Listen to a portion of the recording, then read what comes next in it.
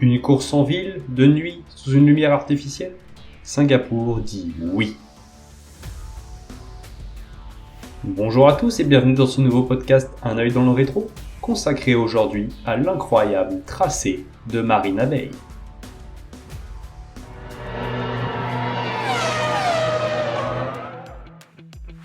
L'arrivée du Grand Prix de Singapour dans le grand cirque de la F1 en 2008 révolutionne l'organisation des week-ends de course.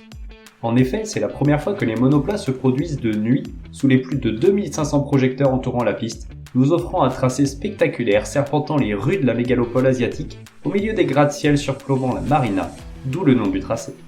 Une piste extrêmement longue et complexe à dompter qui évoluera une première fois en 2013 avec la suppression de drôles de chicanes fatales à Raikkonen ou Fisichella. Pour compliquer encore plus les choses, la majorité du temps d'essai libre se tient en plein jour, là où les températures sont les plus extrêmes, mais aussi les moins représentatives pour le Grand Prix. Les pneumatiques souffrent alors autant que les machines et les hommes. Disposant des mêmes conditions extrêmes de la Malaisie voisine, cette course est aussi l'une des plus longues du calendrier, avec pas moins de 2 heures d'épreuve pour les pilotes. Ce n'est donc pas un hasard que ce Grand Prix soit annoncé comme le plus physique de l'année, un peu comme l'était Dallas à son époque. Peu de circuits peuvent se vanter aujourd'hui de pousser les pilotes à bout autant que Marina Bay.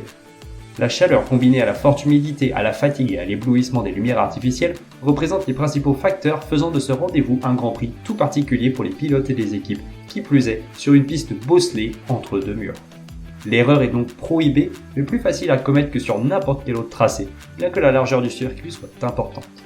Ceci s'est démontré à de très nombreuses reprises, puisque chaque saison, excepté 2024, la voiture de sécurité est apparue au moins une fois. Durant toutes ces éditions, l'écurie Force India aura tout de même provoqué l'entrée en piste de la safety car lors de 6 Grands Prix, signe que les monoplaces indiennes n'étaient pas toujours à la fête près de leur terre. Kobayashi, Perez, Webber, Ricciardo, Barrichello, Stroll ou encore Hülkenberg sont autant de pilotes ayant vu leur course s'arrêter bien avant son terme. Une arrivée que Michael Schumacher eut bien du mal à atteindre. En 3 participations, il est victime de 2 grosses sorties de piste en 2011 et 2012, alors qu'en 2010, le septuple champion du monde chahute à plusieurs reprises avec les 2 sauvaires.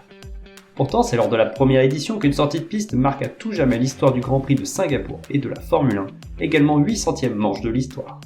Alors que la course est lancée depuis quelques tours, Piquet Jr. tape violemment le mur en béton, explosant littéralement sa Renault. La sortie de la voiture de sécurité provoque un réel chambardement dans les classements et dans les stands. Les doubles arrêts s'enchaînent chez quasiment toutes les écuries, mais chez Ferrari, ces ravitaillements tournent au cauchemar. Massa arrache le tuyau d'essence et traverse la voie des stands avec, l'obligeant à atteindre une nouvelle intervention de ses mécaniciens avant de repartir en fond de peloton. C'est sans doute sur cette erreur que le Brésilien lâcha de précieux points pour le titre pilote.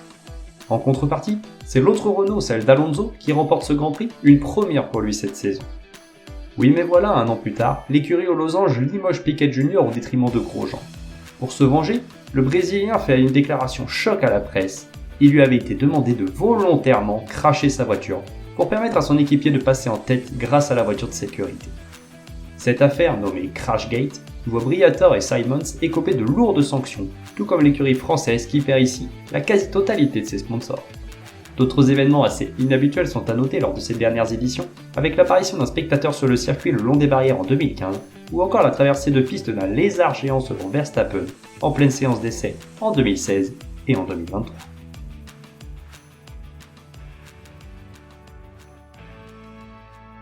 Tous ces accidents et incidents ont eu pour conséquence de resserrer les taux à chaque reprise, relançant des courses toujours pleines de suspense. Pourtant, à la fin, presque seuls les champions s'imposent. Alonso, Hamilton, Vettel et Nico Rosberg ont tous décroché une victoire sous la nuit de Singapour, les 3 premiers ayant même réussi à s'imposer sur 2 montures différentes.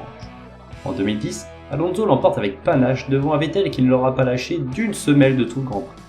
Un panache de fumée cette fois-ci, que les pilotes traversent à l'arrivée suite au spectaculaire incendie de la Lotus de Kovalainen, ce qui n'empêche cependant pas Kubica de réaliser une fin de Grand Prix d'enfer à bord de sa Renault. En 2012, Massa nous offre une manœuvre extrêmement spectaculaire sur son compatriote Bruno Senna en le dépassant tout en glisse à l'épingle à la limite de la perte de contrôle et de l'accident. L'année suivante, Alonso prend un superbe envol en gagnant 4 positions par l'extérieur du premier virage. Une course que réussit tout particulièrement Raikkonen, pourtant très souffrant du dos mais terminant tout de même à une très belle 3e place. À l'issue de l'épreuve, Alonso récupère sur sa monture le malheureux Webber, trahi par sa machine dans le dernier tour. Cette belle image ne sera cependant pas au goût de la FIA, jugeant cette action beaucoup trop dangereuse. En 2015, la domination Mercedes est mise à mal par Red Bull et Ferrari, qui privent l'écurie allemande de la pole et de la victoire le lendemain, repoussant même les grilles hors du podium. Le même scénario aurait dû se produire en 2017 tant les flèches d'argent étaient en retrait, mais peu avant le départ, la pluie tombe sur le tracé de Marina Bay. Avec le reflet des projecteurs et les projections d'eau soulevées par les monoplaces, la visibilité est clairement réduite et l'adhérence plus que précaire. Mais c'est au départ que l'impensable se produit. Vettel, Raikkonen et Verstappen s'accrochent avant même le premier virage, entraînant avec eux le pauvre Alonso. C'est la première fois de l'histoire qu'aucune machine italienne ne franchit le premier tour, une catastrophe pour les rouges. L'année précédente n'avait pas été plus propre au moment du départ, Hülkenberg frappant durement le mur des stands dès l'extinction des feux. En 2018, les Force India se frictionnent à nouveau après le premier enchaînement, provoquant un nouvel abandon pour Ocon. En 2019, les Ferrari monopolisent les premières places, et si Leclerc se montre le plus rapide, c'est bien Vettel qui se montre le plus efficace reprenant le leadership aux dépens de son équipier, fortement agacé par la situation. Personne n'imaginait que ce succès serait le dernier de la carrière de l'Allemand. 4 ans plus tard, même sanction. Le Monégasque est rapide, mais c'est son équipier qui tire son épingle du jeu en détrônant Red Bull, invaincu le reste de la saison. Sur un circuit tronqué de plusieurs virages, l'Espagnol profite de la méforme des Autrichiennes pour sécuriser son deuxième succès en Formule 1, non sans résister férocement aux assauts incessants de Norris, Russell et Hamilton. Le premier des Anglais qui commet d'ailleurs une sacrée erreur en percutant le mur dans le dernier tour, laissant échapper une belle opportunité de podium. L'année suivante, c'est un Norris impérial qui s'impose avec une marge colossale sur son équipier. Un Grand Prix qui sera notamment marqué par le très gros carton de Stroll lors des qualifications dans le dernier virage, obligeant le Canadien à déclarer forfait pour le dimanche.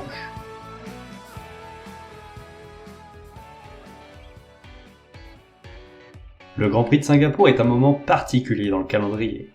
La nuit, ajoutée à la durée et aux conditions climatiques, met en avant les qualités physiques des pilotes. De plus, le nombre important de virages ne permet pas de relâcher son effort durant les 2 heures d'épreuve disputées. Alors si la pluie s'invite, les dégâts sont encore plus importants, mais la magie, elle, opère toujours.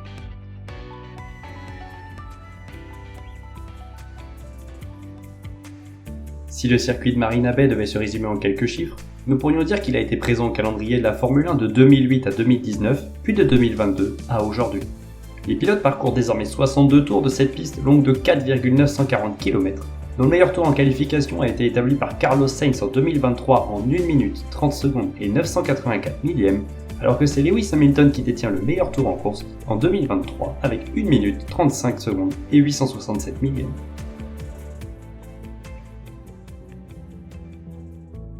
Pour en savoir davantage sur toute l'histoire de la Formule 1, rendez-vous sur le site internet un œil dans le rétro 1.wixsite.com/unœildanslerétro, sur les réseaux sociaux Facebook et Instagram. Et quant à moi, je vous dis à bientôt pour un nouveau coup d'œil dans le rétro.